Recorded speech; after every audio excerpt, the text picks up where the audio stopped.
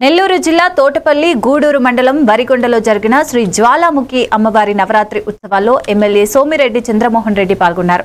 ఈ సందర్భంగా ఆయన గోశాల విశ్రాంతి భవన్ను ప్రారంభించారు. అమ్మవారి ఆశీస్సులు రాష్ట్ర ప్రజలందరికీ కలగాలని కోరుకున్నారు. ఉత్సవాల్లో భక్తుల పాల్గొనడం విశేషంగా నిలిచింది.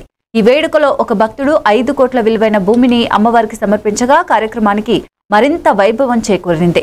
దళితులకు సోమిరెడ్డి స్వయంగా బట్టలు పంపిణీ చేసి ఆనందాన్ని పంచుకున్నారు.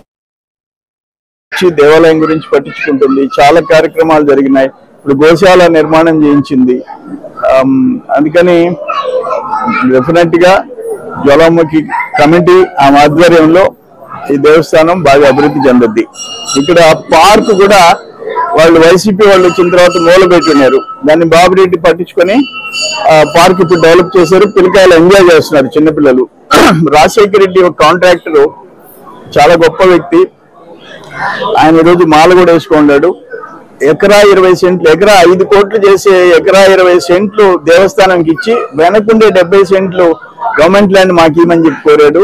ఆ ప్రయత్నం కొనసాగుతుంది. ఆ ఫైల్ ప్రాసెసింగ్ లో ఉంది. చాలా గొప్ప విషయం 5-6 కోట్ల ఆస్తి ఇవ్వటం.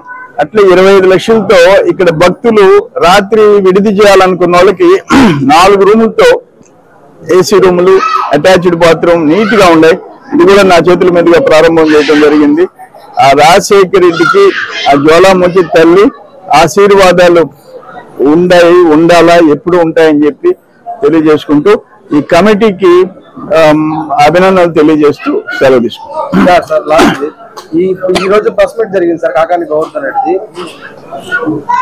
గత ప్రభుత్వంలో 9 లక్షల ఇళ్లు కట్టినటువంటి ఇల్లుని ఈ గవర్నమెంట్ యూజ్ చేసుకుంటున్నారు.